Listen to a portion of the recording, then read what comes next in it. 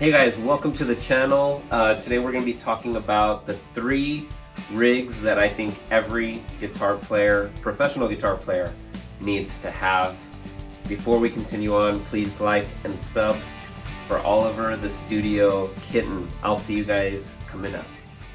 Alright guys, so the first rig that I want to talk about is called my practice rig. Now as you can see here on my studio desk, I've got the Marshall MG50 FX. Why do I have this here? This is my practice amp.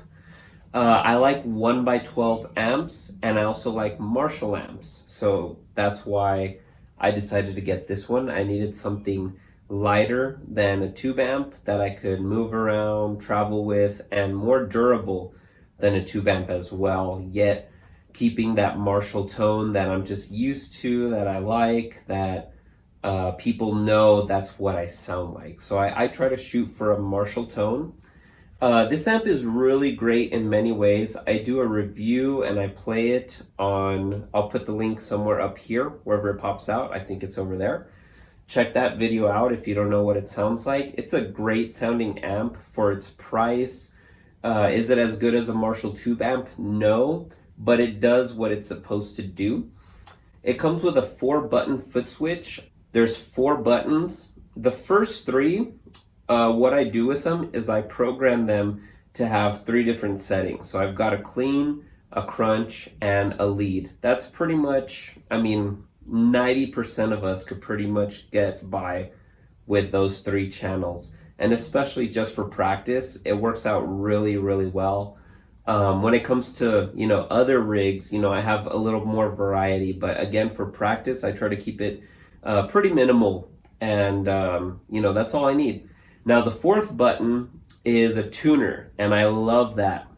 So this way I don't have to be carrying around an extra stomp box tuner and worry about an extra socket to plug in or a 9-volt. It all comes just like this. I plug in through one socket, and I know that sounds dumb, but you'll be surprised when everyone's looking for sockets to plug into. It could be, in your advantage to need only one of them. So again, this is a 12-inch speaker, which really fills up the room. It's 50 watts. It's louder than a drum set.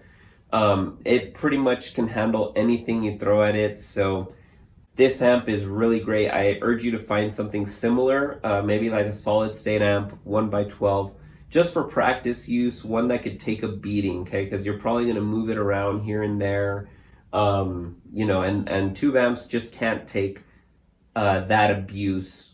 Granted that there's tubes in them, they're glass, they can break, and they can be rather expensive to fix. So that's why I shoot for this. So practice. This is the practice rig. Shoot for something like this, just for band practices and moving it around places.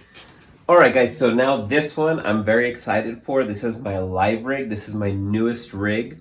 This is the new XMG30. This is a multi-effects and amp processing unit that fits in my backpack. I need very minimal cables for it. I don't need to worry about tubes breaking, speakers blowing out, any of that. So it's super light, super compact. I put it in a backpack along with different cables, other accessories, and I carry my guitar, and that's it. And so my live rigs are usually out of town. Usually I have to drive 6 to 8 hours to get there. But the other good thing is setting up and taking down is real easy. So for instance, when I'm setting up for sound check, I'm not there worried about mic placement, about the mic getting off the guitar amp, and any of that. This feeds directly into the house speakers, and it sounds great. Yeah, you miss out on a little bit of stage volume, but to me, it's worth it, especially when you're traveling so much and going from city to city to do these gigs. When you have this, it makes it so much easier. More features about this is I really like that I have a built-in wah. I have built-in volume control, all sorts of different patches that I could create on the spot. And if you want to see a demo about this, I did a very short one up here. I'll put the link at the top. Go ahead and check that out. So far, tell me what you think about the live rig and the practice rig down in the comments. We're gonna get to the studio rig now. All right, guys, and last but not least, we got the studio rig. This is my Marshall tube amp, the JVM 215 combo. That is my main thing. I don't move that. It's always there. It ensures like my session work sounds great. I need, of course, like when we're in the studio, we need our sound to be like right on. That's gonna be heard forever, and you're gonna put it out for millions of people to hear. So that's why I try to have my studio rig to be top notch. This is like one of Marshall's best amps. It's one of my favorite amps ever. And I'll show you where I'm running it through. So we just saw the Marshall JVM, and that is going into my 2-Notes Torpedo Captor X, which is a load box, and it emulates different cabinets.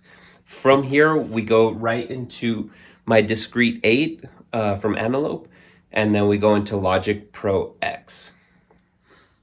All right, guys, so in a nutshell, we had our 3 rigs. Our first one we went through was a practice amp, which consisted of 1x12 speaker, multiple effects, and a tuner. In the second one we talked about was our live rig, which consisted of a floor modeling processor, which had multiple amps, multiple effects, had the wah pedal, volume, and very compact and portable, easy to move around. And finally, the studio rig consisted of a tube amp. I'm not running any effects through it, and it's going straight into the 2-Notes Torpedo Captor X into my DAW. So guys, thanks again for watching. Please like and subscribe. This helps the channel out a lot. Please comment which of the rigs you like most. If you agree, if you disagree, that's cool. Maybe you like different amps. Doesn't matter, it's cool. We have different tastes. So please shoot me a comment, like, and sub. Peace.